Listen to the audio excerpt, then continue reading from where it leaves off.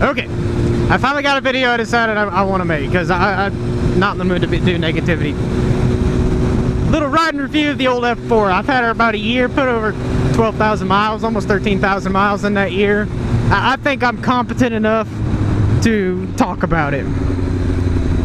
What I'm riding right now is a 2003 Honda CBR F4i. CBR 600 F4i, sorry.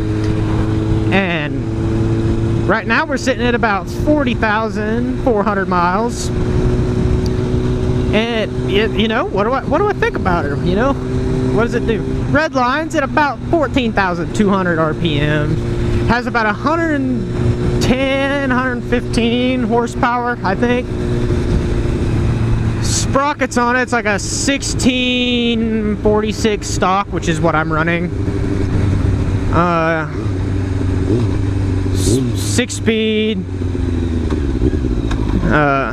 wet multiplate, wet clutch, blah blah blah blah. You know, pretty much all the same.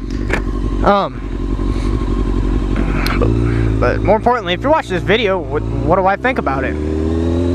Well, I'll be honest with you. I haven't rode a whole lot of sport bikes before. Not many of my friends have them.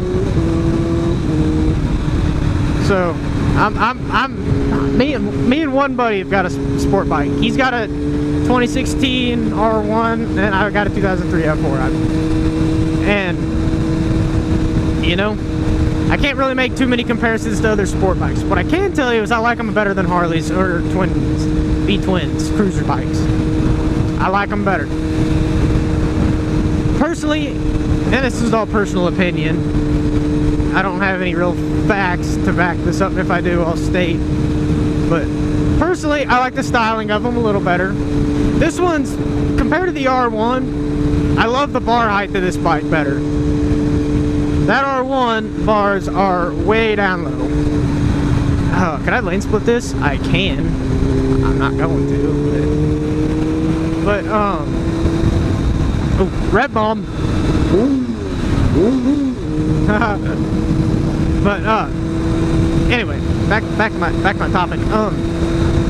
The bar heights are higher than most sport bikes, I believe.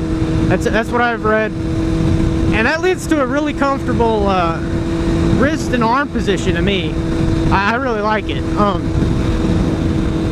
A couple aftermarket parts on this thing. I got aftermarket levers. I got a bar and mirror. I got rid of those mirrors. Got block off plates. My seat has got a gel pack installed in it from factory. It's got a Two Brothers exhaust. That's pretty much it. Those are pretty much the only mods that are done to the bike. Everything else is pretty well bone stock. I don't know of anything else that's not stock. So anyway, one thing I really like about this thing is its bar height. From that R1, I rode the R1 for about 10 miles. I want to do a longer ride. If I get to, I promise I'll take my camera with me and film it for you guys. But the bar heights, the R1 bars sit down here. Shit, that's dirty. But it sits below the triple tree. And if you have a sport bike that you are basically any other sport bike other than really early's CBRs, they're all down there. To me, that put quite a bit of pressure on the wrist. I think I can handle it. I'm not saying it was overbearingly uncomfortable, but I like this bar height better. Another thing I really like is the throttle on it. The R1 that I rode had a ride-by-wire, and I didn't really like that. It was really jumpy to me. Granted, I was riding in A mode, but just cruising at like 60 miles an hour, it was actually a task to try to keep it there. It wanted to go faster. This thing cruises real good. The throttle cables is, you know, the delivery is really smooth, except for one part, I think, and that's from closed throttle. And it seems like Hondas are pretty bad about that. I don't know about the other manufacturers, but it's pretty herky-jerky if you're like going, you know, you're like, excuse me, like doing like 30, and you go from a closed throttle and you're opening it back up like in a curve. It seems a little squirrely, but I think you can, you know, I got used to it. It's not like hugely disappointing. It's just something I noticed. Another part that is different is the rear sets. Come back. Kind of forgot where I was at. Me and my boy are gonna go out and grab some pizza. Grandpa owns a pizza joint, and we get free food, which is awesome. But back to my little review. I was talking about the throttle response. I think where I left off was the rear sets. In comparison to the R1, the rear sets are probably a good inch to 2 inches lower. You know, that allows you to sit a little more upright, I think. But the big thing to be upright is handlebars, I think. Like I said, it means that I've got a lack of an experience on a bunch of different sport bikes. I can't really attest to too much of that. But I personally like the higher rear sets. Now, everybody, it seems like, drops them down. But the way I ride, I hug the gas tank with my legs. Like, I'm grabbing all of that sumbitch. And with the F4i, it's a lot more difficult to do. Just because with the lower rear sets, your legs aren't pushed up into the tank. Like on that R1, when I was riding on that, when your legs are up high, you know, that thing forces you to grab the tank. And I like that. Because the way you're supposed to ride these things is whenever you're riding and you're tucked in like this, if you let go of the handlebars like this, I stay right here because my legs take all the weight, you know. Your legs are a big source of support when you ride a sport bike. So I like the higher rear sets on it. I'm not saying this bike's uncomfortable on any means, because to be honest with you, as long as like I'm well hydrated and I'm not going to cramp up or anything, I can ride this bike for what seems like forever. You know, with that gel pack in it, and you know, if I just throw my arm down here on my tank and I can cruise, I swear I can cruise forever. Now, there's other stuff, you know. Your butt gets a little sore, but but I mean, it's a really nice ride. Nope, we got to get gas, I guess.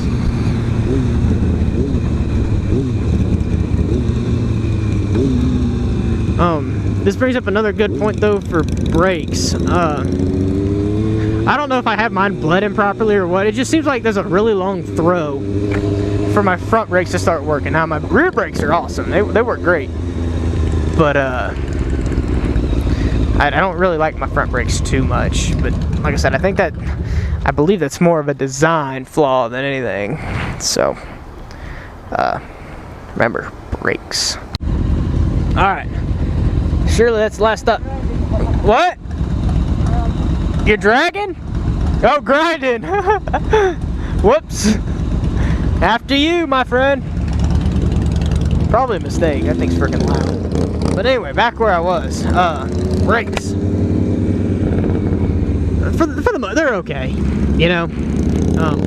I wish my front brakes engaged a little sooner, but they do good. You know, not enough to be like a little bitch ass about it.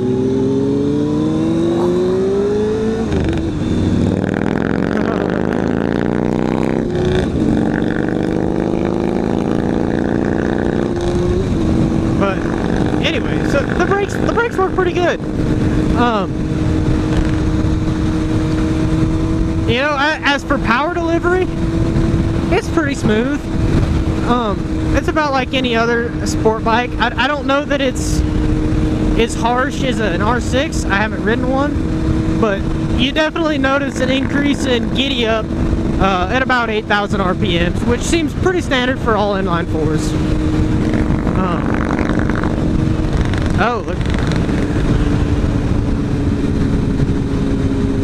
What the hell's the sticks? Got big old massive builds or what? I don't get it. Big old thing is like, brrr. I don't get it. But it's cackling. But yeah, as for seat height, I could flat foot it easy. I'm 5'9", 5'10" probably. But you know, I flat foot it pretty easy. So it's a lower sitting bike. Buddy mine's about 5'5"-ish. He can't flat foot it. He's tippy toeing it. But he can still ride it. It's just, you know, it's set up for 5'8" and up probably. Let's see. It doesn't come stock with a steering damper, which I can't think of any bikes that actually did during this era. So that's not a big deal. I'd put one on it for sure. Like I said, supposedly these motorcycles are tanks, and you know what? I really can't say that they're not. I wrecked this thing, and the only issues that I had with it mechanically was a stator cover freaking bore a hole in it about the size of like that. You know, it was leaking oil like a motherfucker, but that's to be expected. You know, so it's like the only issue I think that these bikes typically have are their cam chain tensioners, which I have replaced. That's another aftermarket part. I put not an APE, but some other branded manual cam chain tensioner. The way the work is super simple. All it is just a mounting plate with a bolt basically that runs through it and a locking nut. So, you know, an APE can't be that much better than what I bought. And I still paid like fucking $40 for it, probably $30 to $40 for it. So, I mean, it was kind of expensive, but you know, if it gets a little loose. Now you gotta be careful. I think I don't really know too much, but if you're gonna put a manual cam chain tensioner on something, you need to be careful because you can stretch as that cam chain stretches. You know, you don't want to get so stretched out that it locks up. So I'll probably be. It depends. I might be redoing the motor, the top end of the motor here before too long.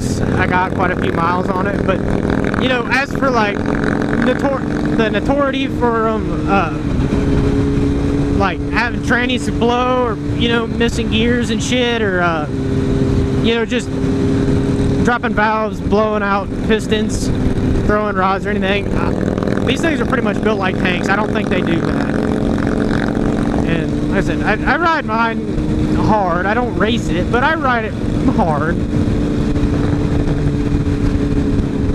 Always wave at the cops. They like that. But you know, it's a solid bike. If you're looking for something that and they're a dime a dozen too. Now, personally, I like the split seats. So 01 to 03, if you like the split seats, that's the bike for you.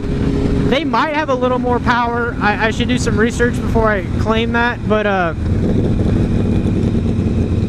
they might be a little higher up on the power charts than the 04s and ons, which they only manufacture these from about 2000 to 06. There might have been a 1999. Ooh.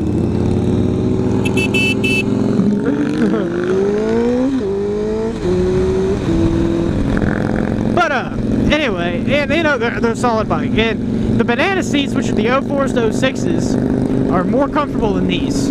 I haven't got to ride one, but everything I've ever read, they're a lot more upright. The seats are a lot plusher.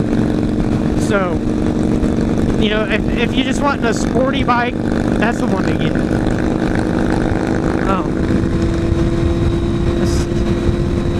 I guess I got an integrated tail light, flush mount stuff, but nothing crazy aftermarket. But I mean, that's pretty much all there is to it. If you're looking at you wanting to get a 600, you know, but you're not really wanting to break the bank or anything, these F4i's are pretty well where it's at. I mean, of the two most notorious stunter motorcycles, the ZX6R, the 636 is, I think Bigger X Derek calls them, but the 636 and the F4i, the two most commonly used motorcycles in stunt riding. So that proves that they're freaking tanks too, you know, because those guys they've used the piss out of them. You know, it's just like if you're just wanting something to ride and these bikes are awesome. Like I said, I'm looking at getting a 1000 double R, because that's what I can afford, kind of. But I plan on keeping this. I don't want to get rid of this motorcycle. I love this bike. So yeah, I mean that's about it. Pretty much one of the most reliable motors that you can get in the 600. You know, very comfortable by sport bike standards. Oh, mileage. I didn't talk about mileage. Fuel mileage, doing what we're doing right now, I'm probably getting around 45 to 50. As long as I'm not, you know, being a goon and ripping and getting. You get 45 on this thing all freaking day. Excuse me, my throat's really dry. Gotta get that dick out of your mouth. I shouldn't say that. Eat back dicks. Damn it. Hey, get that fucking dick out of your mouth. Yeah, like I said, F4i, absolutely fantastic motorcycles. I really don't plan on ever getting rid of this bike unless I absolutely have to. I guess I'll catch you guys on the next one. I'm just going to sit back and enjoy my ride to Pomona. See ya.